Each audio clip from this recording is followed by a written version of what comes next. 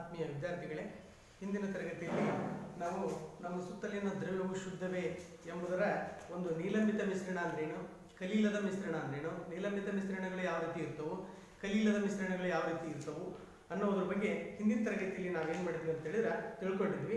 ಅದರಲ್ಲೇ ಮಿಶ್ರಣದ ಘಟಕಗಳನ್ನು ನಾವು ಯಾವ ರೀತಿ ಬೇರ್ಪಡಿಸಬೇಕು, ಅದರಲ್ಲಿ ನೀಲಿ ಕಪ್ಪು ಶಾಯಿಯಲ್ಲಿರುವಂಥ ವರ್ಣ ಘಟಕಾಂಶಗಳನ್ನು ನಾವು ಹೇಗೆ ಪಡೆಯಬಹುದು ಅನ್ನೋದ್ರ ಬಗ್ಗೆನೂ ಕೂಡ ಹಿಂದಿನ ತರಗತಿಯಲ್ಲಿ ಕೂಡ ನಾವು ತಿಳ್ಕೊಂಡಿದ್ವಿ. ಹಾಲಿನ ಕೆನೆಯನ್ನು ನಾವು ಹೇಗೆ ಬೇರ್ಪಡಿಸಬಹುದು, ಹಾಲಿನಲ್ಲಿ ಇರುವಂತಹ ಕೆನೆಯನ್ನು ನಾವು ಯಾವ ರೀತಿ ಬೇರ್ಪಡಿಸಬಹುದು ಅನ್ನೋದನ್ನ ಹಿಂದಿನ ತರಗತಿಯಲ್ಲಿ ಕೂಡ ನಾವೇನು ಮಾಡಿದ್ವಿ ಮಕ್ಕಳೇ ತಿಳ್ಕೊಂಡಿದ್ವಿ. ಈಗ ಎರಡು ಮಿಶ್ರಣಗೊಳ್ಳದ ಅಂದ್ರೆ ಎರಡು ವಸ್ತುಗಳು ಮಿಶ್ರಣಗೊಳ್ಳದ ಮಿಶ್ರಣವನ್ನು ನಾವು ಹೇಗೆ ಬೇರ್ಪಡಿಸಬಹುದು, ಅವೆಲ್ಲ ಏನಾಗಿದ್ವು ಹಿಂದಿನ ತರಗತಿಯಲ್ಲಿ ಅಂತ ಹೇಳಿದ್ರೆ ಹಾಲಿನೊಂದಿಗೆನೇ ಏನಾಗಿತ್ತಪ್ಪ ಅಂದ್ರೆ ಸಮರೂಪವಾಗಿ ಮಿಶ್ರಣವಾಗಿರುವಂತ ಕೆನೆಯನ್ನು ಯಾವ ರೀತಿ ಬೇರ್ಪಡಿಸಬಹುದು ಅನ್ನೋದನ್ನ ತಿಳ್ಕೊಂಡಿದ್ವಿ. ಆದ್ರೆ ಇಲ್ಲಿ ಯಾವ ರೀತಿ ಮಿಶ್ರಣ ಇದೆ ಅಂತ ಹೇಳಿದ್ರೆ ಎರಡು ದ್ರವ ವಸ್ತುಗಳು, ಇಲ್ಲಿ ಘನ ಇಲ್ಲ ಮತ್ತೆ ಬೇರೆ ಯಾವುದಿಲ್ಲ, ಎರಡು ದ್ರವ ವಸ್ತುಗಳು ಮಿಶ್ರಣಗೊಳ್ಳದ ಎರಡು ದ್ರವ ವಸ್ತುಗಳನ್ನ ನಾವು ಯಾವ ರೀತಿ ಬೇರ್ಪಡಿಸಬಹುದು. ಅದರಲ್ಲಿ ಎಕ್ಸಾಂಪಲ್ ಆಗಿ ನಾವು ಯಾವ ತೆಗೆದುಕೊಳ್ಬಹುದಪ್ಪ ಅಂತ ಹೇಳಿದ್ರೆ ಎಣ್ಣೆ ಮತ್ತು ನೀರು. ಇದು ಏನಾಗಿರ್ತದೆ ಅಂತ ಹೇಳಿದ್ರೆ ನಾವು ಇದರಲ್ಲಿ ಮಿಶ್ರಣ ಮಾಡಿರ್ತೀವಿ ಎಣ್ಣೆ ಮತ್ತು ನೀರನ್ನ, ಅದನ್ನ ನಾವು ಯಾವ ರೀತಿ ಎರಡೂ ಕೂಡ ದ್ರವ ರೂಪದವು, ನೀರು ಕೂಡ ದ್ರವ ಎಣ್ಣೆನೂ ಕೂಡ ದ್ರವ, ಇವುಗಳನ್ನು ನಾವು ಯಾವ ರೀತಿ ಬೇರ್ಪಡಿಸಬಹುದು ಅನ್ನೋದ್ರ ಬಗ್ಗೆ ನಾವೇನ್ ಮಾಡೋಣ ಅಂತ ಹೇಳಿದ್ರೆ ಇಂದಿನ ತರಗತಿಯಲ್ಲಿ ನಾವು ತಿಳ್ಕೊಳ್ಳೋಣ. ನಾವೇನ್ ಮಾಡ್ಬೇಕು ಅಂತಾರೆ, ಈ ರೀತಿಯಾಗಿರುವಂತ ಒಂದು ಫ್ಲಾಸ್ಕ್ ಅನ್ನು ತೆಗೆದುಕೊಂಡ್ಬಿಟ್ಟು ನಾವೇನ್ ಮಾಡ್ಬೇಕು ಅಂದ್ರೆ ಇಲ್ಲಿ ಟ್ಯಾಪ್ ಅನ್ನ ಮಾಡ್ಕೊಂಡಿರ್ಬೇಕು. ಇಲ್ಲಿ ನಾವು ನೀರು ಮತ್ತು ಎಣ್ಣೆಯನ್ನು ನಾವು ಮಿಶ್ರಣವಾಗಿರುವಂತದನ್ನ ಈ ಫ್ಲಾಸ್ಕ್ ಒಳಗಡೆ ಹಾಕಿದಾಗ ಇಲ್ಲಿ ಏನಾಗ್ತತಿ ಅಂತೀರ, ಎಣ್ಣೆ ಮೇಲ್ಗಡೆ ಇರ್ತತಿ, ನೀರು ಏನಾಗ್ತತಿ ಅಂದ್ರೆ ತಳವನ್ನ ಸೇರ್ತತಿ. ಯಾಕೆ ನೀರು ತಳವನ್ನ ಸೇರ್ತತಿ ಅಂತ ಹೇಳಿದ್ರೆ ನೀರು ಎಣ್ಣೆಯ ಸಾಂದ್ರತೆಗಿಂತ ನೀರಿನ ಸಾಂದ್ರತೆ ಏನಾಗಿರ್ತತಿ ಜಾಸ್ತಿ ಇರೋದ್ರಿಂದ ಏನಾಗ್ತತಿ ಅಂದ್ರೆ ಎಣ್ಣೆ ಕೆಳಗಡೆ ಬರ್ತತಿ, ಅಲ್ಲ ನೀರು ಕೆಳಗಡೆ ಬರ್ತತಿ, ಎಣ್ಣೆ ಏನಾಗ್ತತಿ ಅಂದ್ರೆ ಮೇಲ್ಗಡೆ ಹೋಗ್ತತಿ. ಹಾಗಾದ್ರೆ ಇದನ್ನ ನಾವು ಯಾವ ರೀತಿ ಬೇರ್ಪಡಿಸಬಹುದು ಅಂದ್ರೆ ಈಸಿ ವಿಧಾನದ ಮೂಲಕ ನಾವು ಬೇರ್ಪಡಿಸಬಹುದು. ನಾವ್ ಟ್ಯಾಪ್ ಮಾಡ್ಕೊಂಡ್ಬಿಟ್ಟು ಟ್ಯಾಪ್ ಅನ್ನು ಆನ್ ಮಾಡಿದ್ರೆ ಸಾಕು, ಇದ್ರೊಳಗಡೆ ಏನಾಗ್ತತಿ ನೀರು ಬಂದು ಏನಾಗ್ತತಿ ಇಲ್ಲಿ ಶೇಖರಣೆ ಆಗ್ತತಿ. ಇದು ಎಲ್ಲಿ ತನ ಬರ್ತದೋ ಮ್ಯಾಕ್ಸಿಮಮ್ ಪಾಯಿಂಟ್ ವರೆಗೂ ಬಂದಾಗ ನಾವೇನ್ ಮಾಡಬೇಕು ಅಂದ್ರೆ ಸ್ಟಾಪ್ ಮಾಡ್ಬಿಟ್ರೆ ಎಣ್ಣೆ ಸಪರೇಟ್ ಆಗ್ತತಿ, ನೀರ್ ಏನಾಗ್ತತಿ ಸಪರೇಟ್ ಆಗ್ತತಿ. ಈ ವಿಧಾನದ ಮೂಲಕ ಕೂಡ ನಾವೇನ್ ಮಾಡ್ಬೋದಪ್ಪ ಅಂತ ಹೇಳಿದ್ರೆ ಎರಡು ದ್ರವ ವಸ್ತುಗಳ ಮಿಶ್ರಣಗೊಳ್ಳದ ಒಂದು ನಾವು ಈಸಿಯಾಗಿ ಈ ರೀತಿಯಾಗಿ ಕೂಡ ನಾವೇನ್ ಮಾಡ್ಬೋದು ಬೇರ್ಪಡಿಸಬಹುದು. ಅದೇ ರೀತಿಯಾಗಿ ಎಣ್ಣೆ ಮತ್ತು ನೀರಿನ ಮಿಶ್ರಣವನ್ನು ಬೇರ್ಪಡಿಸಲು ಕೂಡ ಆಮೇಲೆ ನೆಕ್ಸ್ಟ್ ಕಬ್ಬಿಣ ಉದ್ದರಣೆಯಲ್ಲಿ ಕೂಡ ಊದು ಕುಲುಮೆಯ ತಳಭಾಗದಲ್ಲಿರುವಂತಹ ದ್ರವಿತ ಕಬ್ಬಿಣ ಮತ್ತು ಹಗುರವಾದ ಕಿಟ್ಟವನ್ನು ಕೂಡ ಈ ವಿಧಾನದಿಂದಲೂ ಕೂಡ ನಾವೇನ್ ಮಾಡ್ಬೋದಪ್ಪ ಅಂತೀರ ಬೇರ್ಪಡಿಸೋದು. ಈ ಎಣ್ಣೆನ ಯಾವ ರೀತಿ ಈ ವಿಧಾನದ ಮೂಲಕ ಬೇರ್ಪಡಿಸೋಣ, ಇದೇ ರೀತಿಯಾಗಿ ಕಬ್ಬಿಣ ದ್ರವರೂಪದ ಕಬ್ಬಿಣದಲ್ಲಿ ಕಿಟ್ಟವನ್ನು ಕೂಡ ನಾವೇನ್ ಮಾಡ್ಬೇಕಾದ್ರೆ ಸಪರೇಟ್ ಆಗಿ ಬೇರ್ಪಡಿಸಲಿಕ್ಕೆ ಈ ವಿಧಾನವನ್ನು ಕೂಡ ನಾವೇನ್ ಮಾಡ್ಬೋದು ಅಂತೀರ ಅನುಸರಿಸಬಹುದು. ಅದೇ ರೀತಿಯಾಗಿ ಈ ವಿಧಾನದಿಂದ ಬೇರ್ಪಡಿಸಬಹುದು.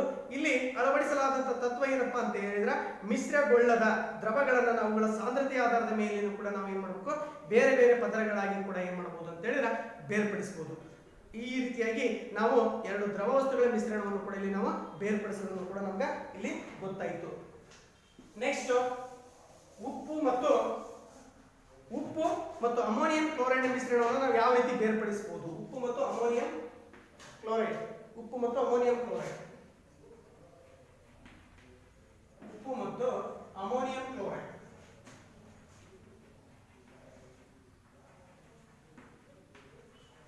ಅಮೋನಿಯಂ ಕ್ಲೋರೈಡ್ ನ ಕ್ಲೋರೈಡ್ ಬೇರ್ಪಡಿಸುವಿಕೆ.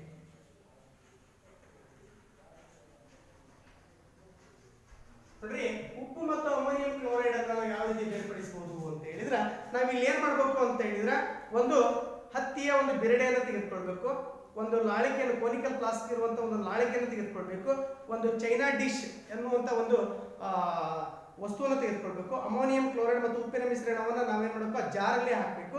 ಅವಾಗ ಅಮೋನಿಯಂ ಕ್ಲೋರೈಡ್ ನ ಆವಿಯನ್ನು ನಾವೇನಾಗ್ತತಿ ಮೇಲ್ಗಡೆ ಹೋಗ್ತತಿ.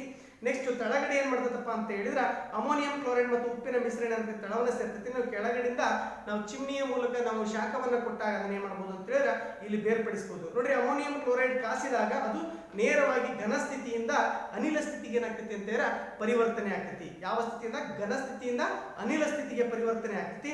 ನೆಕ್ಸ್ಟ್ ಇಲ್ಲಿ ನಾವು ಉತ್ಪನ್ನಗೊಳ್ಳಬಲ್ಲ ಬಾಷ್ಪಶೀಲ ಘಟಕವನ್ನು ಕೂಡ ಇಲ್ಲಿ ಬಾಷ್ಪಶೀಲವಲ್ಲದ ಅಶುದ್ಧ ವಸ್ತುವನ್ನು ಕೂಡ ನಾವು ಹೊಂದಿರುವಂತಹ ಮಿಶ್ರಣದಿಂದಲೂ ಕೂಡ ನಾವೇನ್ ಮಾಡಬಹುದಪ್ಪ ಅಂತೀರ ಬೇರ್ಪಡಿಸಲು ಕೂಡ ಇಲ್ಲಿ ಉತ್ಪಾದನಾ ಪ್ರಕ್ರಿಯೆಯನ್ನು ಕೂಡ ಇಲ್ಲಿ ಬಳಸಲಾಗ್ತೈತಿ.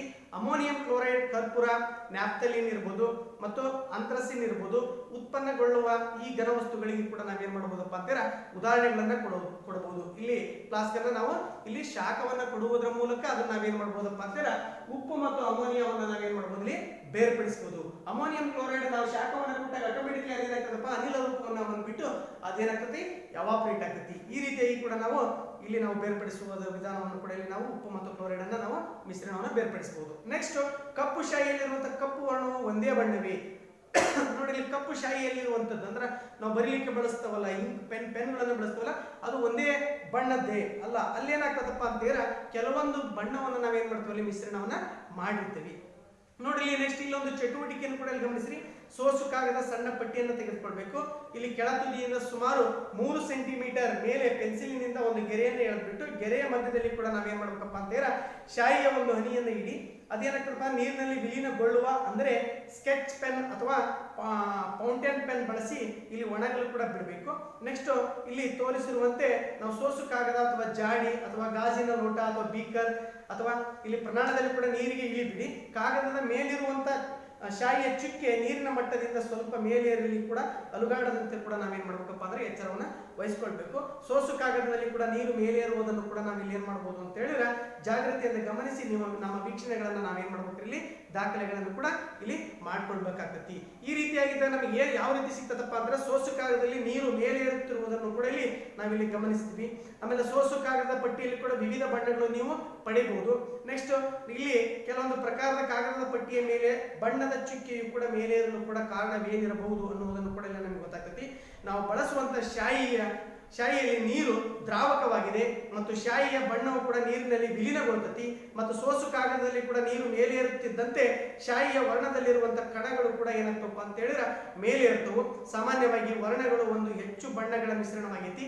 ನೀರಿನಲ್ಲಿ ವಿಲೀನಗೊಳ್ಳುವ ಬಣ್ಣದ ಘಟಕವು ಕೂಡ ವೇಗವಾಗಿ ಕೂಡ ಏನಾಗ್ತದಪ್ಪ ಮೇಲೇರುತ್ತವೆ. ಇದೇ ರೀತಿಯಾಗಿ ಈ ರೀತಿಯಾಗಿ ಕೂಡ ಬಣ್ಣಗಳನ್ನು ಕೂಡ ನಾವೇನ್ ಮಾಡ್ಬೋದಪ್ಪ ಅಂತೀರ ಬೇರ್ಪಡಿಸಬಹುದು. ಇಲ್ಲಿ ಮಿಶ್ರಣಗಳಲ್ಲಿರುವಂತಹ ಘಟಕಗಳನ್ನು ಕೂಡ ಇಲ್ಲಿ ಬೇರ್ಪಡಿಸುವಂತಹ ಪ್ರಕ್ರಿಯೆಯನ್ನು ಕೂಡ ವರ್ಣರೇಖನ ಅಂತ ಹೇಳಿ ಕೂಡ ನಾವು ಕರಿತೀವಿ. ಗ್ರೀಕ್ ಭಾಷೆಯಲ್ಲಿ ಕ್ರೋಮ್ ಅಂತ ಹೇಳಿ ಕೂಡ ಇದನ್ನ ಕರೀತಾರೆ. ಕ್ರೋಮ್ ಅಂದ್ರೆ ಬಣ್ಣ. ಗ್ರೀಕ್ ಭಾಷೆಯಲ್ಲಿ ಏನಂತ ಕರೀತಾರ ಅಂತೀರ ಕ್ರೋಮ್ ಅಂತ ಹೇಳಿ ಕರೀತಾರ. ಕ್ರೋಮ್ ಅಂತ ಹೇಳಿದ್ರೆ ಏನಪ್ಪಾ ಅಂತೀರ ಬಣ್ಣ ಅಂತ ಹೇಳಿ ಕೂಡ ಕರಿತೀವಿ. ಕ್ರೋಮ್ ಇಟ್ ಮೀನ್ಸ್ ಬಣ್ಣ.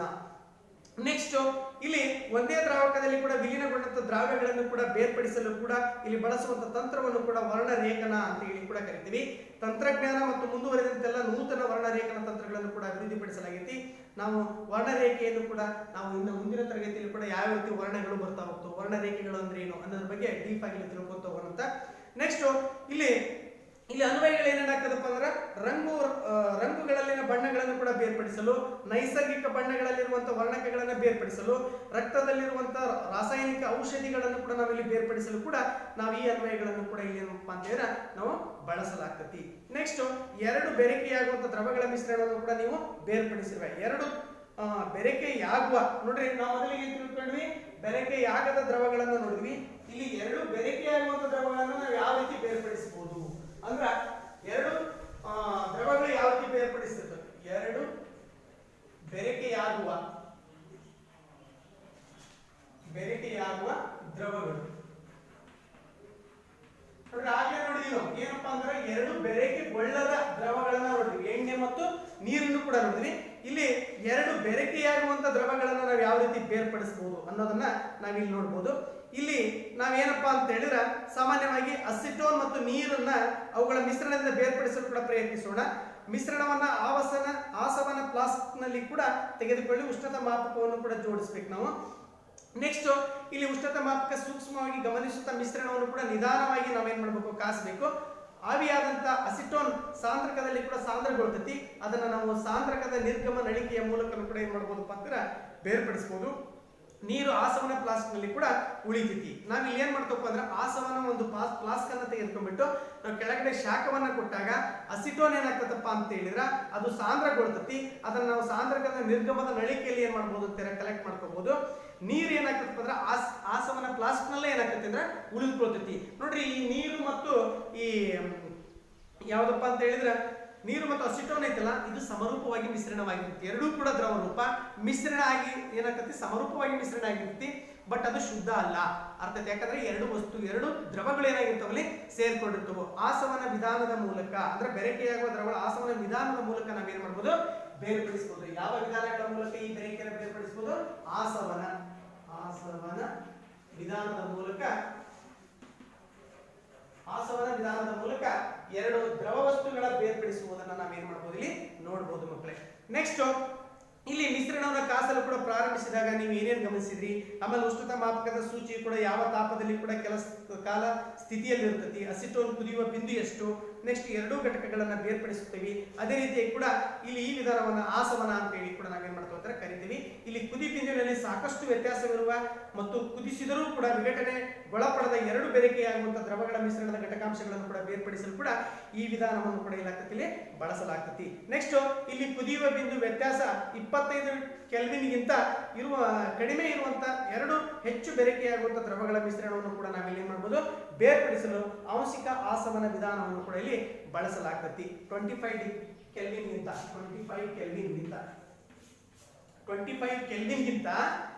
ಕಡಿಮೆ ಇರುವಂತಹ ಎರಡು ಹೆಚ್ಚು ಬೆರಕೆಯಾಗುವ ದ್ರವಗಳನ್ನು ಕೂಡ ಆಂಶಿಕ ಆಸವನ ವಿಧಾನ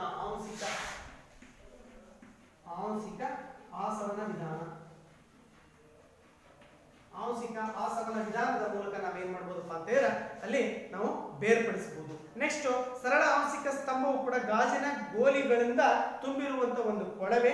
ಇಲ್ಲಿ ಕೆಲವೊಂದು ತಣ್ಣಗಾಗಲು ಕೂಡ ಸತತವಾಗಿ ಸಾಂದ್ರಗೊಳ್ಳಲು ಕೂಡ ಗೋಲಿಗಳ ಮೇಲ್ಮೈಯನ್ನು ಕೂಡ ಇಲ್ಲಿ ಏನಾಗ್ತದಪ್ಪ ಅಂದ್ರೆ ಇಲ್ಲಿ ಒದಗಿಸಲಾಗ್ತತಿ.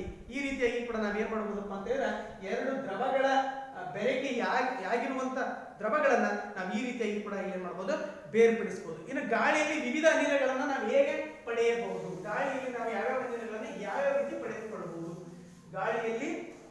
ಗಾಳಿಯಲ್ಲಿರುವ ವಿವಿಧ ಅನಿಲಗಳನ್ನ ನಾವು ಪಡೆಯುವುದು. ಗಾಳಿಯಲ್ಲಿರುವ ವಿವಿಧ ಅನಿಲಗಳನ್ನ ಹೇಗೆ ಪಡೆಯಬಹುದು?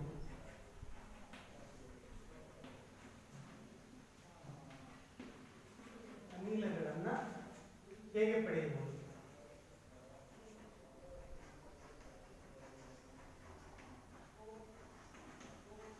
ನೋಡ್ರಿ, ಗಾಳಿಯಲ್ಲಿ ಕೂಡ ಒಂದೇ ರೀತಿಯಾಗಿರುವಂತಹ ಅನಿಲಗಳಿರಂಗಿಲ್ಲ. ಇಲ್ಲಿ ಬೇರೆ ಬೇರೆ ಅನಿಲಗಳನ್ನು ಕೂಡ ನಾವು ಏನ್ ಮಾಡ್ತೀವಿ ಇಲ್ಲಿ ಕಾಣ್ತೀವಿ. ಆಮ್ಲಜನಕ ಇರ್ತೈತಿ, ಆಮೇಲೆ ನೈಟ್ರೋಜನ್ ಇರ್ತೈತಿ, ಆಮೇಲೆ ಜಲಜನಕ ಇರ್ತೈತಿ.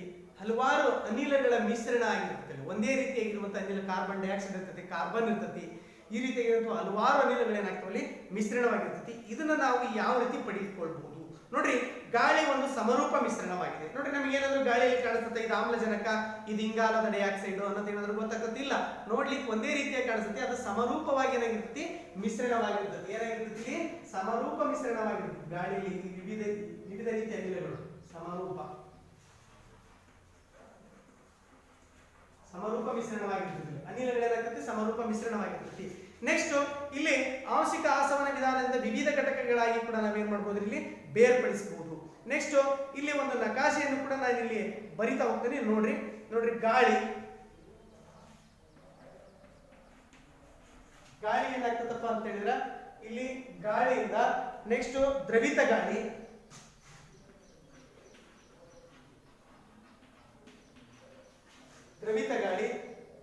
ಗಾಳಿಯಿಂದ ಮತ್ತೇನಾಗ್ತದಪ್ಪ ಅಂತ ಹೇಳಿದ್ರೆ ಆಂಶಿಕ ಆಸವನ ಸ್ತಂಭದಲ್ಲಿ ನಿಧಾನವಾಗಿ ಬೆಚ್ಚಗಾಗಲು ಬಿಡಿ. ಆಂಶಿಕ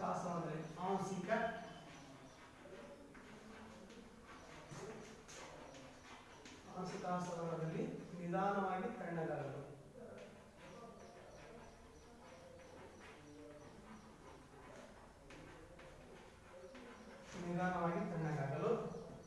ನೆಕ್ಸ್ಟ್ ಏನಪ್ಪಾ ಅಂತ ಹೇಳಿದ್ರೆ ಇಲ್ಲಿ ವಿವಿಧ ಎತ್ತರಗಳಲ್ಲಿ ಅನಿಲಗಳು ಬೇರ್ಪಡುತ್ತವೆ. ವಿವಿಧ ಎತ್ತರಗಳಲ್ಲಿ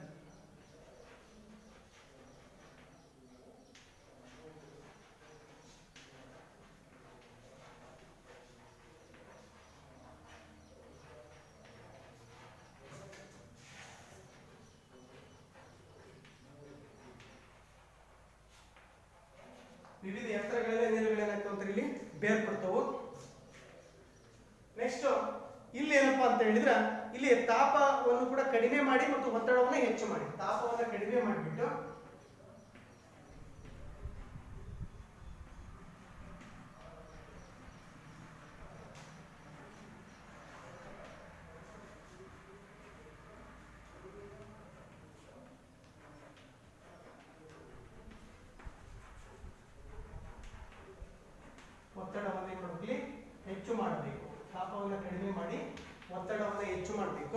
ನೆಕ್ಸ್ಟ್ ಆಮೇಲೆ ಇಲ್ಲಿ ಸಂಪೀಡನಗೊಳಿಸಿ ಮತ್ತು ತಂಪುಗೊಳಿಸಬೇಕು. ಸಂಪೀಡನಗೊಳಿಸಿ ಮತ್ತು ತಂಪುಗೊಳಿಸಬೇಕು.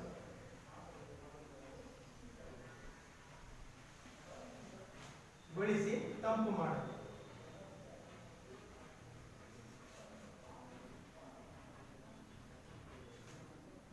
ನೋಡಲಿ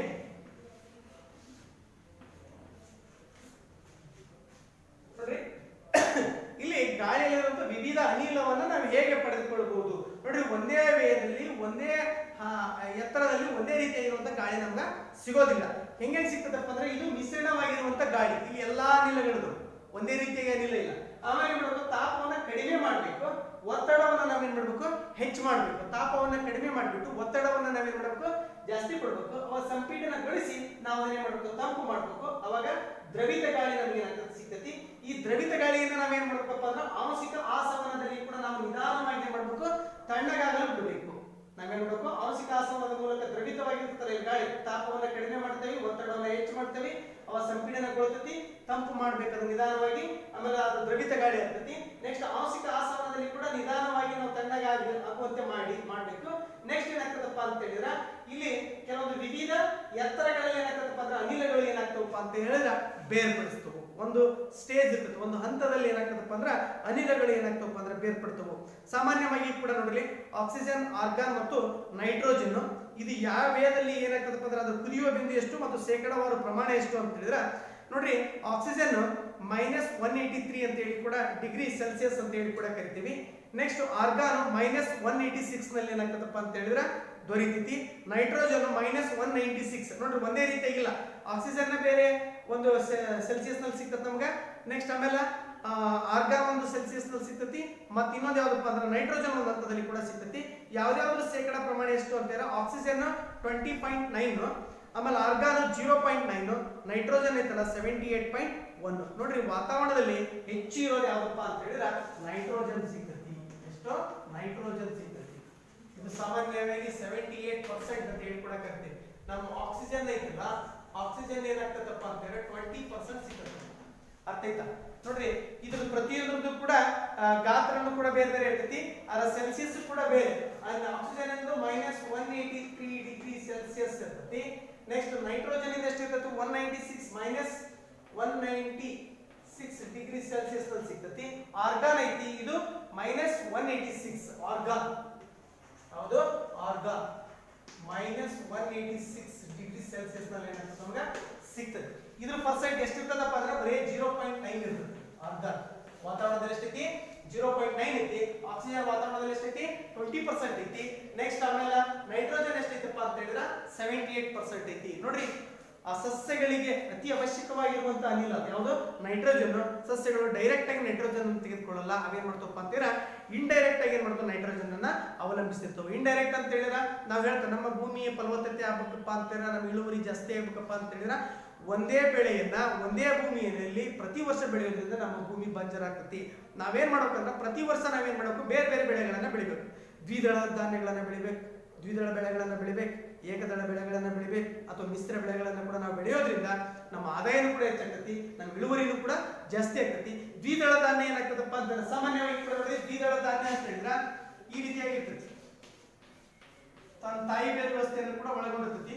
ಇಲ್ಲಿ ಏನಾಗ್ತದಪ್ಪ ಅಂತಂದ್ರೆ ದ್ವಿದಳ ಧಾನ್ಯ ನೈಟ್ರೋಜನ್ ಫಿಕ್ಸೇಷನ್ ಮಾಡ್ತದೆ. ವಾತಾವರಣದಿಂದ ಬರುವಂತ ನೈಟ್ರೋಜನ್ ಅನ್ನು ಇದೇನ್ ಮಾಡ್ತದಪ್ಪ ಅಂತ ಹೇಳಿದ್ರೆ ಡೈರೆಕ್ಟ್ ಆಗಿ ಹೀರ್ಕೊಂಡ್ಬಿಟ್ಟು ಏನ್ ಮಾಡ್ತದೆ ಅಂತ ಹೇಳಿದ್ರೆ ಇದು ಬೇರುಗಳಲ್ಲಿ ಗಂಟುಗಳಲ್ಲಿ ಏನ್ ಮಾಡ್ತತಿ, ಸಂಗ್ರಹ ಮಾಡ್ತತಿ. ಇದನ್ನ ನಾವು ಕಲ್ಟಿವೇಶನ್ ಮಾಡ್ತೀವಿ ತೆಗೆದಾಗ ಇದೇನಾಗ್ತತಿ, ಗಂಟುಗಳು ಕೆಳಗಡೆ ಹೋಗ್ಬಿಟ್ಟು ನೀವು ಮರು ವರ್ಷ ಏಕದಳ ಧಾನ್ಯವನ್ನ ಹಾಕಿದಾಗ ಈ ರೀತಿಯಾಗಿರ್ತದೆ. ಏಕದಳ ಧಾನ್ಯದ ಬೇರುಗಳು, ಏಕದಳ ಧಾನ್ಯದ ಬೇರುಗಳನ್ನ ಹಾಕಿದಾಗ ಏನ್ ಮಾಡ್ತತಿ, ಈ ಒಂದು ನೈಟ್ರೋಜನ್ ಇರ್ತದಲ್ಲ ಈ ಸಸ್ಯಗಳಿಗೆ ಸಿಗ್ತತಿ. ಆ ಸಸ್ಯ ಏನ್ ಮಾಡ್ತತಿ, ಬೆಳೆಯಲಿಕ್ಕೆ ಅದಕ್ಕೆ ಬೇಕಾಗಿರುವಂತ ನೈಟ್ರೋಜನ್ ಸಿಗ್ತತಿ. ವಾತಾವರಣದಲ್ಲಿ ಇರುವಂತ ಕಾರ್ಬನ್ ಡೈಆಕ್ಸೈಡ್ ಅನ್ನು ಹೀರ್ಕೊಳ್ತತಿ.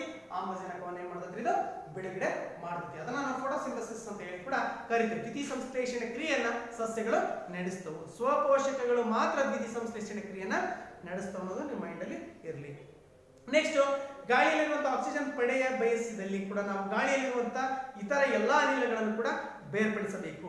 ನೆಕ್ಸ್ಟ್ ಹೆಚ್ಚಿಸಿ ಗಾಳಿಯನ್ನು ಕೂಡ ಸಂಪೀಡನಗೊಳಿಸಬೇಕು ಮತ್ತು ದ್ರವಿತ ಗಾಳಿ ಪಡೆಯಲು ಕೂಡ ತಾಪವನ್ನು ಕೂಡ ನಾವೇನ್ ಮಾಡಬೇಕು, ಕಡಿಮೆ ಮಾಡಿ ಗಾಳಿಯನ್ನು ತಂಪುಗೊಳಿಸಿ ಆಂಶಿಕ ಆಸವನ್ನು ಒಂದು ಸ್ತಂಭದಲ್ಲಿ ಕೂಡ ನಿಧಾನವಾಗಿ ದ್ರವಿತ ಗಾಳಿಯನ್ನು ಕೂಡ ನಾವು ಬೆಚ್ಚಗಾಗಲು ಕೂಡ ಬಿಡಬೇಕು. ನೆಕ್ಸ್ಟ್ ಕುದಿ ಬಿಂದುವಿನ ಆಧಾರದಲ್ಲಿ ಕೂಡ ಅನಿಲಗಳ ವಿವಿಧ ಎತ್ತರದಲ್ಲಿ ಕೂಡ ನಾವೇನ್ ಮಾಡ್ಬೇಕಪ್ಪ ಅಂತಂದ್ರೆ ಬೇರ್ಪಡಿಸ್ಲಿಕ್ಕೆ ಆಗ್ತತಿ. ಈ ರೀತಿಯಾಗಿ ಈ ವಿಧಾನದ ಮೂಲಕ ನಾವೇನ್ ಮಾಡಬಹುದು ಅಂತ ಹೇಳಿದ್ರೆ ಇಲ್ಲಿ ಬೇರ್ಪಡಿಸಬಹುದು. ನೆಕ್ಸ್ಟ್ ಶುದ್ಧ ತಾಮ್ರ ಸಲ್ಫೇಟ್ ಅನ್ನು ಕೂಡ ಅಶುದ್ಧ ಮಾದರಿಯಿಂದ ನಾವು ಹೇಗೆ ಪಡೆಯಬಹುದು ನೋಡ್ರಿ.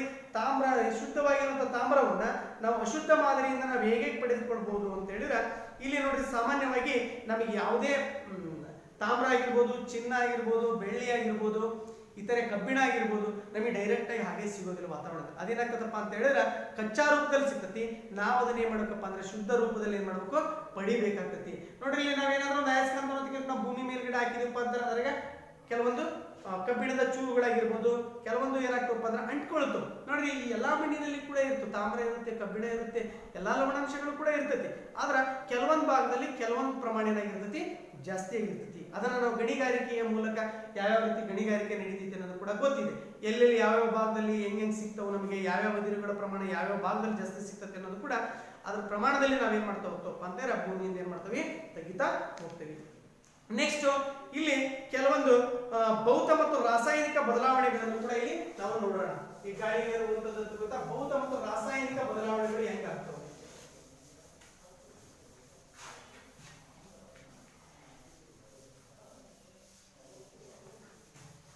ಭೌತ ಮತ್ತು ರಾಸಾಯನಿಕ ಬದಲಾವಣೆಗಳು.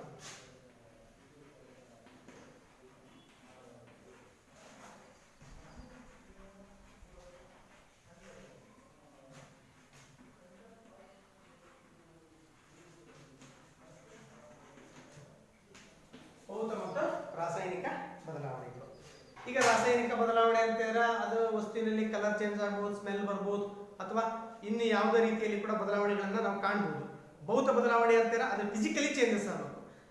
ಘನ ರೂಪ ಇದ್ದದ್ದು ದ್ರವ ಆಗ್ಬೋದು, ದ್ರವ ಇದ್ದದ್ದು ಅನಿಲ ಆಗ್ಬೋದು, ಅಥವಾ ಘನ ರೂಪದಲ್ಲಿ ಕೂಡ ಏನು ಮಾಡ್ಬೋದು, ಅದರ ಸೈಜ್ ನಲ್ಲಿ ವ್ಯತ್ಯಾಸವನ್ನ ಕಂಡಾಗ ಅದರ ಭೌತ ಸ್ಥಿತಿ ಬದಲಾವಣೆ ಆಗಿದೆ ಅಂತ ಹೇಳಿ ಕೂಡ ನಮಗೇನಾಗ್ತತಿ, ಗೊತ್ತಾಗ್ತತಿ. ನೋಡ್ರಿ, ಶುದ್ಧ ವಸ್ತು ಮತ್ತು ಮಿಶ್ರಣಕ್ಕಿರುವಂತಹ ವ್ಯತ್ಯಾಸವನ್ನ ಅರ್ಥೈಸಿಕೊಳ್ಳಲು ಕೂಡ ನಾವು ಭೌತ ಮತ್ತು ರಾಸಾಯನಿಕ ಬದಲಾವಣೆಗಳಿಗಿರುವಂತಹ ವ್ಯತ್ಯಾಸಗಳನ್ನು ಕೂಡ ನಾವು ಮೊಟ್ಟ ಮೊದಲಿಗೆ ತಿಳಿದುಕೊಳ್ಬೇಕಾಗ್ತತಿ. ನೋಡ್ರಿ, ಕೆಲವೊಂದು ದ್ರವ್ಯದ ಕೆಲವು ಭೌತ ಗುಣಗಳನ್ನು ಕೂಡ ಕಲಿತಿದ್ದೇವೆ. ವೀಕ್ಷಿಸಬಹುದಾದಂತ ಕೆಲವೊಂದು ನಿರ್ದಿಷ್ಟಗೊಳಿಸಬಹುದಾದಂತ ಗುಣಗಳಾದಂತ ಬಣ್ಣ, ಗಡಸುತನ ಮತ್ತು ಕಠಿಣತೆ, ದ್ರವತೆ, ಸಾಂದ್ರತೆ ಮತ್ತು ದ್ರವನ ಬಿಂದು, ಕುದಿಯುವ ಬಿಂದು ಮುಂತಾದವುಗಳ ಭೌತ ಗುಣಗಳ ಬಗ್ಗೆನೂ ಕೂಡ ನಮಗೆ ಇವಾಗ ಗೊತ್ತಾಗಿದೆ. ಕೆಲವೊಂದು ಸ್ಥಿತಿಗಳ ಅಂತರ ಪರಿವರ್ತನೆ ಒಂದು ಭೌತ ಬದಲಾವಣೆ. ಯಾಕಂತ ಹೇಳಿದ್ರೆ ಸಂಯೋಜನೆಯಲ್ಲಿ ಕೂಡ ಬದಲಾವಣೆ ಇಲ್ಲದೆ ಕೆಲವೊಂದು ಈ ರೀತಿಯಾಗಿರುವಂತಹ ಬದಲಾವಣೆಗಳು ಕೂಡ ಏನಾಗ್ತವಪ್ಪ ಅಂತ ಹೇಳಿದ್ರೆ ನಡೀತವು. ಮತ್ತು ವಸ್ತುವಿನ ರಾಸಾಯನಿಕ ಸ್ವಭಾವದಲ್ಲಿ ಕೂಡ ಬದಲಾವಣೆ ಕೂಡ ಇರುವುದಿಲ್ಲ. ಮಂಜುಗಡ್ಡೆ, ನೀರು, ನೀರಾವಿ ಮತ್ತು ಕೆಲವೊಂದು ನೋಡಲು ಕೂಡ ಬೇರೆಯಾಗಿರ್ತವು, ಆದರೆ ಬೇರೆ ಬೇರೆ ಭೌತ ಗುಣಗಳನ್ನ ಪ್ರದರ್ಶಿಸುತ್ತವೆ. ಆದರೂ ಕೂಡ ರಾಸಾಯನಿಕವಾಗಿ ಅವೆಲ್ಲವೂ ಕೂಡ ಒಂದೇ ಆಗಿರ್ತವು. ನೋಡ್ರಿ, ಸಾಮಾನ್ಯವಾಗಿ ನಾವು ನೀರನ್ನ ತೆಗೆದುಕೊಂಡ್ರೆ ನಾವು ಟೆಂಪರೇಚರ್ ಕಡಿಮೆ ಮಾಡಿದಪ್ಪ, -ಡಿಗ್ರಿ ಟೆಂಪರೇಚರ್ ಕೊಟ್ಟಿವಪ್ಪ ಅಂದ್ರೆ ಆಟೋಮೆಟಿಕಲಿ ಘನ ರೂಪ ಆಗ್ತತಿ. ಅದಕ್ಕೆ ನಾವೇನಾದ್ರೂ 100 ಡಿಗ್ರಿ ಸೆಲ್ಸಿಯಸ್ಗಿಂತ ಜಾಸ್ತಿ ಉಷ್ಣವನ್ನ ಕೊಟ್ಟಾಗ ಆಟೋಮೆಟಿಕ್ಲಿ ಅದೇನಾಗ್ತದಪ್ಪ ಅಂದ್ರೆ ಅನಿಲ ರೂಪವನ್ನ ಕೂಡ ಹೊಂದತಿ. ನೀರಾವಿಯಾಗಿ ಕೂಡ ಏನಾಗ್ತತಿ, ಮೇಲ್ಗಡೆ ಹೋಗ್ತತಿ. ನಿಮ್ಮ ಮನೆಯಲ್ಲಿ ಅಡಿಗೆ ಮಾಡ್ಬೇಕಾದ್ರೆ ನೋಡ್ರಿ, ಕೆಳಗಡೆಯಿಂದ ನಾವು ಶಾಖವನ್ನ ಕೊಟ್ಟಾಗ ಪಾತ್ರೆಯ ಮೇಲ್ಗಡೆ ನೀರಿನ ಹನಿಗಳನ್ನ ನಾವು ನೋಡ್ತೇವೆ, ಮುಚ್ಚಳದ ಮೇಲ್ಗಡೆ ಹನಿಗಳನ್ನ ನೋಡ್ತೇವೆ. ಅದು ಆವಿಯಾಗಿ ಎವಾಪರೇಟ್ ಆಗಿ ಹೋಗ್ತತಿ. ಈಗ ಮಳೆ ಬರ್ತತಿ, ಆಮೇಲೆ ಕೆರೆಗಳು ತುಂಬ್ಕೊಂತವು, ಬಿಸಿಲಿಗೆ ನೀರು ಕಾಯ್ತೈತಿ, ಮತ್ತೆ ಆವಿಯಾಗಿ ಮೋಡ ಆಗ್ತೈತಿ. ಮೋಡಗಳಿಗೆ ಮತ್ತೆ ತಂಪು ತಗುಲಿದಾಗ ಮತ್ತೇನಾಗ್ತೈತಿ, ಹನಿಗಳ ರೂಪದಲ್ಲಿ ಬರ್ತೈತಿ. ಬಟ್ ಅವುಗಳ ರಾಸಾಯನಿಕ ಗುಣ ಒಂದೇ ಆಗಿರ್ತೈತಿ, ಬಟ್ ಭೌತ ಸ್ಥಿತಿ ಮಾತ್ರ ಏನಾಗಿರ್ತೈತಿ, ಬದಲಾವಣೆ ಆಗಿರ್ತೈತಿ. ಈ ರೀತಿಯಾಗಿ ಇರುವುದನ್ನು ಕೂಡ ನಾವಿಲ್ಲಿ ನೋಡ್ತೀವಿ. ನೆಕ್ಸ್ಟ್ ಆಮೇಲೆ ನೀರು ಮತ್ತು ಖಾದ್ಯ ತೈಲಗಳೆರಡೂ ಕೂಡ ದ್ರವಗಳಾದ್ರೂ ಕೂಡ ಅವುಗಳ ಭೌತ ಗುಣಲಕ್ಷಣಗಳು ಬೇರೆ ಬೇರೆ ಆಗಿರೋವು. ನೋಡ್ರಿ, ದ್ರವ ರೂಪದ್ದೇ ಆಗಿರ್ಬೋದು ನೀರು ಅಥವಾ ಖಾದ್ಯ ತೈಲ. ನೀರು ಅಥವಾ ಖಾದ್ಯ ತೈಲ ಅಂತ ಹೇಳಿದ್ರೆ ಖಾದ್ಯ ತೈಲ ನೋಡಿ, ಇದು ದ್ರವ ರೂಪ, ಇದು ಕೂಡ ದ್ರವ ರೂಪ. ಬಟ್ ಇದು ಫಿಸಿಕಲ್ ಡಿಫರೆನ್ಸ್ ಏನು, ರಾಸಾಯನಿಕ ಗುಣ ಬೇರೆ. ನೋಡಿ, ಖಾದ್ಯ ತೈಲ ಅಂತ ನಾವು ಅಡಿಗೆಗೆ ಬೆಳೆಸ್ತವಲ್ಲ ಆ ಒಂದು ತೈಲ ಅರ್ಥ ಆಯ್ತಾ. ಇದರ ಒಂದು ರಾಸಾಯನಿಕ ಗುಣನೇ ಬೇರೆ, ಇದರ ಒಂದು ರಾಸಾಯನಿಕ ಗುಣನೇ ಬೇರೆ, ನೀರಿಂದ ಬೇರೆ, ಖಾದ್ಯನೇ ಬೇರೆ. ಆದ್ರೆ ನೋಡ್ಲಿಕ್ಕೆ ಎರಡೂ ಕೂಡ ಏನಾಗಿರ್ತವಪ್ಪ ಅಂತ ಇರ್ಲಿ ದ್ರವ ರೂಪವಾಗಿರ್ತವು. ಆದ್ರೆ ಇಲ್ಲಿ ನೋಡ್ರಿ, ಅವುಗಳ ಬೇರೆ ಆಗಿರ್ತವೆ. ಎಣ್ಣೆಯು ಕೂಡ ಗಾಳಿಯಲ್ಲಿ ದಹನಗೊಳ್ತತಿ, ಆದರೆ ನೀರು ಬೆಂಕಿಯನ್ನ ಶಮನಗೊಳಿಸ್ತತಿ ಎಂದು ಕೂಡ ನಾವು ತಿಳಿದಿದ್ದೇವೆ. ಎಣ್ಣೆಯು ಈ ರಾಸಾಯನಿಕ ಗುಣವು ಕೂಡ ನೀರಿನಿಂದ ಅದನ್ನ ಬೇರೆಯಾಗಿಸಿದೆ. ದಹನವು ಕೂಡ ಒಂದು ರಾಸಾಯನಿಕ ಬದಲಾವಣೆ. ಈ ಪ್ರಕ್ರಿಯೆಯಲ್ಲಿ ಒಂದು ವಸ್ತುವು ಇನ್ನೊಂದು ವಸ್ತುವಿನೊಂದಿಗೆ ವರ್ತಿಸಿ ರಾಸಾಯನಿಕ ಸಂಯೋಜನೆಯಲ್ಲಿ ಕೂಡ ಬದಲಾವಣೆ ಆಗ್ತತಿ. ನೆಕ್ಸ್ಟ್ ಆಮೇಲೆ ರಾಸಾಯನಿಕ ಬದಲಾವಣೆ ಕೂಡ ಒಂದು ದ್ರವ್ಯದ ರಾಸಾಯನಿಕ ಗುಣಗಳಲ್ಲಿ ಕೂಡ ಬದಲಾವಣೆ ತರ್ತತಿ ಮತ್ತು ನಮಗೆ ಹೊಸ ವಸ್ತುಗಳು ದೊರೆತವು. ರಾಸಾಯನಿಕ ಕ್ರಿಯೆ ಕೂಡ ಸಹ ಒಂದು ರಾಸಾಯನಿಕ ಬದಲಾವಣೆಯಾಗಿದೆ. ನೆಕ್ಸ್ಟ್ ಆಮೇಲೆ ಮೇಣದ ಬತ್ತಿ ಉರಿಯುವಾಗ ಕೂಡ ಭೌತ ಮತ್ತು ರಾಸಾಯನಿಕ ಬದಲಾವಣೆಗಳು ಕೂಡ ಉಂಟಾಗ್ತವು. ಇವುಗಳನ್ನು ಕೂಡ ನಾವಿಲ್ಲಿ ನೋಡಬಹುದು. ಯಾವ್ಯಾವ ರೀತಿ ಬದಲಾವಣೆ ನೋಡ್ರಿ, ಮರಗಳನ್ನ ಕಡಿಯುವುದು, ಆಮೇಲೆ ತವೆಯಲ್ಲಿ ಬೆಣ್ಣೆಯನ್ನ ಕರಗಿಸುವುದು, ತುಕ್ಕು ಹಿಡಿಯುತ್ತಿರುವಂತಹ ಕಬ್ಬಿಣದ ಬೀರು, ನೆಕ್ಸ್ಟ್ ನೀರನ್ನ ಕುದಿಸಿ ಆವಿಯಾಗಿಸುವುದು, ನೀರಿನಲ್ಲಿ ವಿದ್ಯುತ್ ಪ್ರವಾಹಿಸುವುದು ಮತ್ತು ನೀರನ್ನ ಹೈಡ್ರೋಜನ್ ಮತ್ತು ಆಕ್ಸಿಜನ್ ಅನಿಲಗಳಾಗಿ ಕೂಡ ವಿಭಜಿಸುವುದು. ಇದು ಒಂದು ರಾಸಾಯನಿಕ ಕ್ರಿಯೆಯಲ್ಲಿ ಆಗುವಂತಹ ಬದಲಾವಣೆಗಳನ್ನ ಕಾಣ್ತೇವೆ. ನೋಡ್ರಿ, ಕಬ್ಬಿಣವನ್ನು ನಾವು ಗಾಳಿಗೆ ತೆರೆದಿಟ್ಟಾಗ ಅದೇನಾಗ್ತದಪ್ಪ ಅಂದ್ರೆ ತುಕ್ಕು ಹಿಡಿತೈತಿ. ಯಾಕಂದ್ರೆ ಆಮ್ಲಜನಕದೊಂದಿಗೆ ಏನ್ ಮಾಡ್ತದೆ ಅದು ಕಬ್ಬಿಣ ವರ್ತಿಸ್ತತಿ. ಹಾಗಾಗಿ ತುಕ್ಕು ಹಿಡಿಬಾರ್ದು ಅಂತ ಹೇಳ್ಬಿಟ್ಟು ನಾವೇನ್ ಮಾಡ್ತಪ್ಪ ಅಂದ್ರೆ ಶುಷ್ಕ ಜಾಗದಲ್ಲಿ ಇಟ್ಟರೆ ತುಕ್ಕು ಹಿಡಿಯಂಗಿಲ್ಲ. ಶುಷ್ಕ ಅಂದ್ರೆ ಯಾವುದೇ ರೀತಿ ಕೂಡ ಗಾಳಿಯ ಅಲ್ಲಿ ಪ್ರವೇಶ ಇರಬಾರ್ದು. ನೆಕ್ಸ್ಟ್ ಆಮೇಲೆ ಅದು ಕಬ್ಬಿಣಕ್ಕೆ ನಾವೇನ್ ಮಾಡ್ತಪ್ಪ ಅಂದ್ರೆ ಬಣ್ಣವನ್ನ ಲೇಪನವನ್ನ ಮಾಡ್ತೇವೆ. ಈ ಬಣ್ಣವನ್ನ ಲೇಪನ ಮಾಡೋದ್ರಿಂದ ಕಬ್ಬಿಣ ತುಕ್ಕು ಹಿಡಿಯುವುದನ್ನ ನಾವೇನ್ ಮಾಡ್ಬೋದು, ಇಲ್ಲಿ ತಡೆಗಟ್ಟಬಹುದು. ನೆಕ್ಸ್ಟ್ ನೀರನ್ನ ಕುದಿಸಿ ನಾವೇನ್ ಮಾಡ್ಬೋದು, ಆವಿಯಾಗಿಸಬಹುದು. ಈ ರೀತಿಯಾಗಿ ಕೂಡ ಆಮೇಲೆ ನೀರಿಗೆ ನಾವು ವಿದ್ಯುತ್ ಪ್ರವಾಹವನ್ನು ಹಾಯಿಸುವುದರ ಮೂಲಕ ನೀರನ್ನು ಹೈಡ್ರೋಜನ್ ಮತ್ತು ಆಕ್ಸಿಜನ್ ಅನಿಲಗಳಾಗಿ ಕೂಡ ವಿಭಜಿಸಬಹುದು. ನೋಡಿ, ನೀರು ಒಂದಾಗಿ ಇರಂಗಿಲ್ಲ, ಹೈಡ್ರೋಜನ್ ಇರ್ತೈತಿ. H2O ಅಂತ ಹೇಳಿದ್ರ ಇಲ್ಲಿ ಯಾವ್ಯಾವ ಇರ್ತವಪ್ಪ ಅಂತ ಹೇಳಿದ್ರೆ ಹೈಡ್ರೋಜನ್ ಇರ್ತೈತಿ ಮತ್ತು ಆಕ್ಸಿಜನ್ ಇರ್ತೈತಿ. ಹೈಡ್ರೋಜನ್ ಮತ್ತು ಆಕ್ಸಿಜನ್ ಇರ್ತೈತಿ. ನೋಡಿ, ಇದು ನಾವು ವಿದ್ಯುತ್ ಅಳವಡಿಸಿ ನಾವು ಕೊಟ್ಟಾಗ ಹೈಡ್ರೋಜನ್ ಮತ್ತು ಆಕ್ಸಿಜನ್ ನಾವೇನ್ ಮಾಡ್ಬೋದು, ಇಲ್ಲಿ ಸಪರೇಟ್ ಅನ್ನ ಮಾಡಬಹುದು. ಈ ರೀತಿಯಾಗಿರುವುದನ್ನು ಕೂಡ ಇಲ್ಲಿ ನಾವು ಮಾಡ್ಲಿಕ್ಕೆ ಕೂಡ ಅನುಕೂಲ ಐತಿ. ನೆಕ್ಸ್ಟ್, ನೀರಿನಲ್ಲಿ ಸಾಮಾನ್ಯ ಉಪ್ಪನ್ನು ಕೂಡ ವಿಲೀನಗೊಳಿಸುವುದು, ಹಣ್ಣುಗಳಿಂದ ರಸಾಯನ ಮಾಡುವುದು ಮತ್ತು ಕಾಗದ ಮತ್ತು ಮರವನ್ನು ಕೂಡ ದಹಿಸುವುದು. ನಿಮ್ಮ ಸುತ್ತಲೂ ಇರುವಂತಹ ವಸ್ತುಗಳನ್ನ ಶುದ್ಧ ವಸ್ತುಗಳು ಅಥವಾ ಮಿಶ್ರಣಗಳೆಂದು ಕೂಡ ವರ್ಗೀಕರಿಸಲು ಕೂಡ ಪ್ರಯತ್ನಿಸಿ. ನಿಮ್ಮ ಸುತ್ತಮುತ್ತಲು ಇರುವಂತಹ ಶುದ್ಧ ವಸ್ತುಗಳು ಯಾವುವು, ಅಶುದ್ಧ ವಸ್ತುಗಳನ್ನು ಯಾವುವು, ಈಗೆಲ್ಲ ನಿಮಗೆ ತಿಳ್ಕೊಂಡ್ರಿ. ಗಾಳಿಯಲ್ಲಿ ಏನೇನು ಶುದ್ಧ ವಸ್ತುಗಳು ಅಂದ್ರೆ ಹೆಂಗಿರ್ತವು, ಅಶುದ್ಧತೆ ಅಂದ್ರೆ ಹೆಂಗಿರ್ತತಿ, ಹೆಂಗ್ ಮಿಶ್ರಣವಾಗಿರ್ತವೆ, ಯಾವ ರೀತಿ ಬೇರ್ಪಡಿಸಬೇಕು ಅನ್ನೋದು ಕೂಡ ಗೊತ್ತಾಯ್ತು. ಶುದ್ಧ ವಸ್ತುಗಳ ವಿಧಗಳು ಯಾವುವು, ರಾಸಾಯನಿಕ ಸಂಯೋಜನೆಯ ಆಧಾರದ ಮೇಲೆ ನಾವೇನ್ ಮಾಡ್ಬೇಕಪ್ಪ ಅಂತ ಹೇಳಿದ್ರೆ ವಸ್ತುಗಳನ್ನ ಧಾತುಗಳು ಮತ್ತು ಸಂಯುಕ್ತಗಳೆಂದು ಕೂಡ ವಿಂಗಡಿಸಬಹುದು. ನೋಡ್ರಿ, ನಾವೇನ್ ಮಾಡ್ಬೋದಪ್ಪ ಅಂತ ಹೇಳಿದ್ರೆ ರಾಸಾಯನಿಕ ಗುಣಗಳ ಮೇಲೆ ನಾವು ವಸ್ತುಗಳನ್ನ ಬೇರ್ಪಡಿಸಲಿಕ್ಕೆ ಆಗ್ತೈತಿ. ನೋಡ್ರಿ, ನೀರು ನಾವು ಶುದ್ಧ ಅಂತ ಹೇಳಿಕ್ ಬರಂಗಿಲ್ಲ. ಯಾಕಂದ್ರೆ ಎರಡು ಇರ್ತದೆ, ಹೈಡ್ರೋಜನ್ ಇರ್ತದೆ ಮತ್ತು ಆಕ್ಸಿಜನ್ ಇರ್ತೈತಿ. ಆಮೇಲೆ ಹೈಡ್ರೋಜನ್ ಗುಣನ ಬೇರೆ ಇರ್ತೈತಿ, ಆಕ್ಸಿಜನ್ ಗುಣನ ಬೇರೆ ಇರ್ತೈತಿ. ಬಟ್ ಇವೆಲ್ಲರೂ ಸೇರ್ಕೊಂಡ್ಬಿಟ್ಟು ಏನಾಯ್ತಪ್ಪ ಅಂದ್ರೆ ನೀರು ಏನಾಯ್ತು ಉತ್ಪತ್ತಿ ಆಯ್ತು. ನೋಡ್ರಿ, ಶುದ್ಧ ಅಂದ್ರೆ ಏನಪ್ಪಾ ಅಂತ ಹೇಳಿದ್ರೆ ವಿಜ್ಞಾನದ ಪ್ರಕಾರ ಒಂದೇ ರೀತಿಯಾಗಿರುವಂತಹ ರಾಸಾಯನಿಕ ಗುಣಗಳನ್ನು ವ್ಯಕ್ತಪಡಿಸುವಂತಹ ವಸ್ತುಗಳನ್ನು ಮಾತ್ರ ನಾವು ಶುದ್ಧ ವಸ್ತುಗಳು ಅಂತ ಹೇಳಿ ಕೂಡ ಕರಿತೀವಿ. ನೆಕ್ಸ್ಟ್ ಆಮೇಲೆ ಧಾತು. ನೋಡ್ರಿ, ಧಾತುಗಳು ಅಂತ ಹೇಳಿದ್ರೆ ಇಲ್ಲಿ ಧಾತು ಎಂಬ ಪದವನ್ನು ಕೂಡ ರಾಬರ್ಟ್ ಬಾಯ್ಲ್ ಎಂಬ ವಿಜ್ಞಾನಿ 1661ರಲ್ಲಿ ಮೊದಲ ಬಾರಿಗೆ ಬಳಸಿದ. ಧಾತುವಿಗೆ ಪ್ರಯೋಗಾತ್ಮಕ ಉಪಯುಕ್ತವಾದಂತಹ ವ್ಯಾಖ್ಯಾನವನ್ನು ಕೂಡ ನೀಡಿ ಮೊದಲಿಗರು ಅಂತ ಹೇಳಿ ಕೂಡ ಅನಿಸ್ಕೊಂಡ್ರು. ಫ್ರೆಂಚ್ ರಸಾಯನಶಾಸ್ತ್ರಜ್ಞರಂತ ಆಂಟೋನಿ ಲಾರೆಂಟ್ ಮತ್ತು ಲೆವೋಸಿಯರ್ 1734ರಿಂದ 1894. ನೆಕ್ಸ್ಟ್ ಧಾತುವು ಕೂಡ 1794. ಧಾತುವು ಕೂಡ ದ್ರವ್ಯದ ಮೂಲ ರೂಪವಾಗಿದ್ದು ಕೂಡ ರಾಸಾಯನಿಕ ಕ್ರಿಯೆಯಿಂದಲೂ ಕೂಡ ಸರಳ ವಸ್ತುಗಳಾಗಿ ಕೂಡ ವಿಭಜಿಸಲು ಕೂಡ ಸಾಧ್ಯವಿಲ್ಲ ಎಂದು ಕೂಡ ಅವರು ಕೂಡ ವ್ಯಾಖ್ಯಾನಿಸಿದರು. ನೋಡ್ರಿ, ನಾವು ಇದನ್ನು ವಿಭಜಿಸ್ತಾ ಹೋದ್ರೆ ಕೊನೆಗೆ ಒಂದು ಕಣ ಉಳ್ಕೊಳ್ತದೆ, ಅದನ್ನ ಧಾತು ಅಂತ ಹೇಳಿ ಕೂಡ ಕರೀತಾರೆ. ಅದನ್ನು ವಿಭಜಿಸಲು ಕೂಡ ಸಾಧ್ಯವಿಲ್ಲ. ವಿಭಜಿಸಲು ಸಾಧ್ಯವಾಗದ ಅಭೇದ್ಯವಾದ ಕಣವನ್ನ ಧಾತು ಅಥವಾ ಪರಮಾಣು ಅಂತ ಹೇಳಿ ಕೂಡ ನಾವೇನ್ ಮಾಡ್ತೀವಿ, ಕರಿತೀವಿ. ನೋಡ್ರಿ, ಸಾಮಾನ್ಯವಾಗಿ ನಾವು ಧಾತುಗಳನ್ನ ಲೋಹಗಳು ಮತ್ತು ಅಲೋಹಗಳು ಮತ್ತು ಲೋಹಾಭಗಳು ಅಂತ ಹೇಳಿ ಕೂಡ ವಿಂಗಡಿಸ್ತೇವೆ. ಒಟ್ಟು ಎಷ್ಟು ಧಾತುಗಳು ಅಂತ ಹೇಳಿ ಕರಿತೀವಿ, 118 ಧಾತುಗಳು ಅಂತ ಹೇಳಿ ಕರಿತೀವಲ್ಲ. ಇದರಲ್ಲಿ ಲೋಹಗಳು ಕೂಡ ಇರ್ತವು, ಅಲೋಹಗಳು ಇರ್ತವು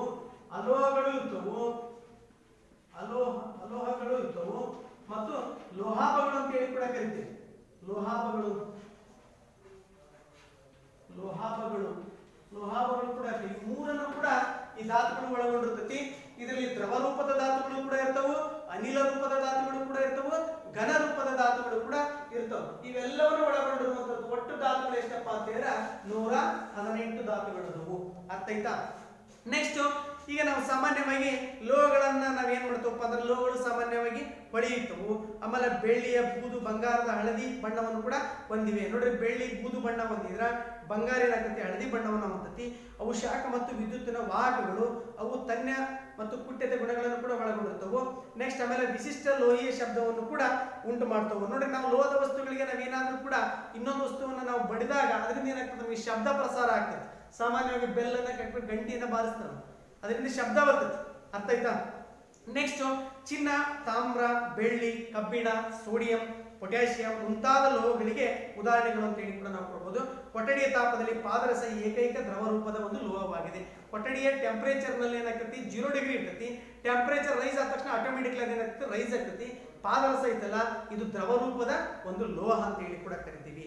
ಇವು ನೋಡ್ರಿ ಅವು ವೈವಿಧ್ಯಮಯ ಬಣ್ಣಗಳನ್ನು ಕೂಡ ಪ್ರದರ್ಶಿಸ್ತವು ಮತ್ತು ಅವು ಶಾಖ ಮತ್ತು ವಿದ್ಯುತ್ತಿನ ದುರ್ಬಲ ವಾಹಕಗಳು ಕೂಡ ಆಗಿದವು. ಆಮೇಲೆ ಹೊಳಪು, ವಿಶಿಷ್ಟ ಲೋಹೀಯ ಶಬ್ದ ಮತ್ತು ಪುಟ್ಟ ಗುಣಗಳನ್ನು ಕೂಡ ಏನಾಗಿದವಪ್ಪ ಅಂತ ಹೇಳಿ ಹೊಂದಿದವು.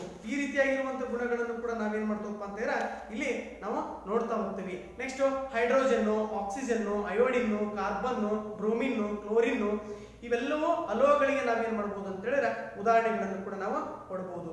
ನೆಕ್ಸ್ಟ್ ಆಮೇಲೆ ಲೋಹ ಮತ್ತು ಅಲೋಹಗಳ ಎರಡೂ ಗುಣಗಳನ್ನ ಪ್ರದರ್ಶಿಸುವಂತವನ್ನ ನಾವೇನ್ ಕರಿತಪ್ಪ ಅಂದ್ರೆ ಲೋಹಾಭಗಳು ಅಂತ ಹೇಳಿ ಕೂಡ ಕರಿತೀವಿ. ಬೋರಾನ್, ಸಿಲಿಕಾನ್, ಜರ್ಮೇನಿಯಂ ಇನ್ನು ಮುಂತಾದ ಉದಾಹರಣೆಗಳನ್ನು ಕೂಡ ನಾವೇನ್ ಮಾಡಬಹುದು ಇಲ್ಲಿ ಕೊಡಬಹುದು. ನೋಡಿ ಲೋಹಗಳು ತನ್ನೇ ಕುಟ್ಟ ಗುಣಗಳನ್ನ ಒಳಗೊಂಡಿರ್ತವೆ, ಹೊಳಿತವು. ಇವು ಹೊಳೆಯೋಂಗಿಲ್ಲ. ನೆಕ್ಸ್ಟ್ ಇವು ಲೋಹಗಳು ಏನ್ ಮಾಡ್ತಾವ ಅಂದ್ರೆ ಲೋಹ ಮತ್ತು ಅಲೋಹಗಳ ಎರಡೂ ಗುಣಗಳನ್ನು ಕೂಡ ಏನ್ ಮಾಡ್ತಾವ ಅಂತ ಹೇಳಿದ್ರೆ ಪ್ರದರ್ಶಿಸುವಂತ ಧಾತುಗಳನ್ನ ಲೋಹಾಭಗಳು ಅಂತ ಹೇಳಿ ಕೂಡ ನಾವೇನ್ ಮಾಡ್ತೀವಿ ಕರಿತೀವಿ. ಈ ರೀತಿಯಾಗಿ ಲೋಹಗಳ ಧಾತುಗಳನ್ನ ನಾವೇನ್ ಮಾಡ್ತೀವಿ ನೋಡ್ತೀವಿ. ನೆಕ್ಸ್ಟ್ ಸಂಯುಕ್ತಗಳು ಅಂತ ಹೇಳಿ ಕೂಡ ಕರಿತೀವಿ.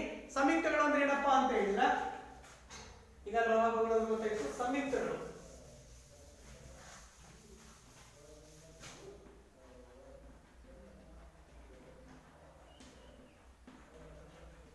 ನೋಡ್ರಿ ಸಂಯುಕ್ತಗಳು ಅಂತ ಹೇಳಿದ್ರೆ ಈಗ ಏನಾಗ್ತವಪ್ಪ ಅಂದ್ರೆ ಒಂದೇ ರೀತಿಯಾಗಿರುವಂತಹ ಧಾತು ಇರಲ್ಲ, ಎರಡು ಅಥವಾ ಅದಕ್ಕಿಂತ ಹೆಚ್ಚಿನ ಧಾತುಗಳು ಸೇರ್ಬೋದು.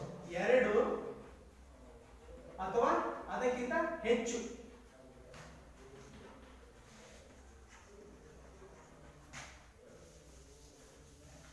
ಹೆಚ್ಚು ಧಾತುಗಳು ಏನಾಗ್ತವೆ ಸೇರುವುದು. ಇವುಗಳನ್ನ ಅಂತ ಕರಿತಪ್ಪ ಸಂಯುಕ್ತಗಳು ಅಂತ ಹೇಳಿ ಕೂಡ ಎರಡು ಅಥವಾ ಎರಡಕ್ಕಿಂತ ಹೆಚ್ಚು ಧಾತುಗಳು ಸೇರ್ಕೊಳ್ಳೋದನ್ನ ಅಂತ ಕರಿತೀವಿ ಸಂಯುಕ್ತ ಅಂತ ಹೇಳಿ ಕೂಡ ನಾವು ಕರಿತೀವಿ. ಈ ಎರಡು ಧಾತುಗಳು ಒಂದಕ್ಕೊಂದು ನಿರ್ದಿಷ್ಟ ಪ್ರಮಾಣದಲ್ಲಿ ಸಂಯೋಗ ಹೊಂದಿ ಉಂಟಾಗುವಂತ ಒಂದು ವಸ್ತುವಿಗೆ ಸಂಯುಕ್ತ ವಸ್ತು ಅಂತ ಹೇಳಿ ಕೂಡ ಕರಿತೀವಿ. ಈ ರೀತಿಯಾಗಿ ವಸ್ತುಗಳನ್ನು ಕೂಡ ನಾವಿಲ್ಲಿ ಏನ್ ಮಾಡ್ತಪ್ಪ ಅಂತ ಹೇಳಿ ನೋಡ್ತಾ ಹೋಗ್ತೀವಿ.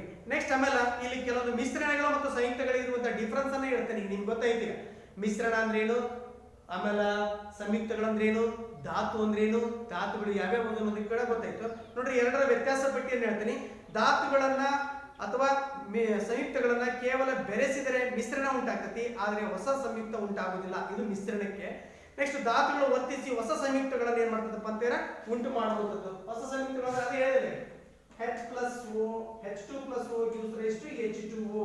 ಇದು ಒಂದಾತು, ಇದು ಒಂದಾತು, ಎರಡು ಏನ್ ಮಾಡ್ತಾವ ಕೂಡ್ಕೊಳ್ತಾವ. ಹೊಸ ಒಂದ್ ಏನಾಯ್ತಿ ವಸ್ತು ಉತ್ಪತ್ತಿ ಆಗ್ತದೆ. ಇದನ್ನ ನಾವೇನಂತ ಕರಿತೇವಪ್ಪ ಅಂದ್ರೆ ಸಂಯುಕ್ತ ಅಂತ ಹೇಳಿ ಕೂಡ ಕರಿತೀವಿ.